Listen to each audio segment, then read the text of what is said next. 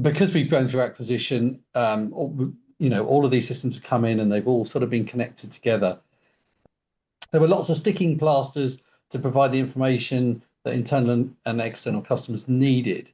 So obviously, we had no single source of truth. We were managing the same data in multiple areas, which led us to have some governance and consistency problems with some of our information. So we only want to manage our product data once in one place and then be able to feed all these systems. So the Inriver PIM system enables us to supply the product data out to our rental system, to our ERP system, our service and maintenance system, our website, and for any marketing campaigns. Whereas traditionally, all of those have ended up being siloed and separate entities. So it's been quite a challenge keeping that consistency of data.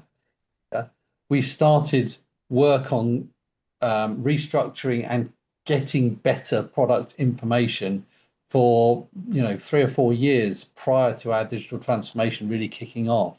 It's as simple as connecting those systems to PIM to get that information, rather than this big panic to try and get product data in, cleansed, and connected and working straight away. Obviously, there are challenges crossing over from our old data model to our new data model, because we have built something completely different and they're not a direct correlation. So yes, we have a few challenges with that, but I think the challenges are far outweighed by the benefits that we're going to get from having a really nice, modern, clean data model at the end of it.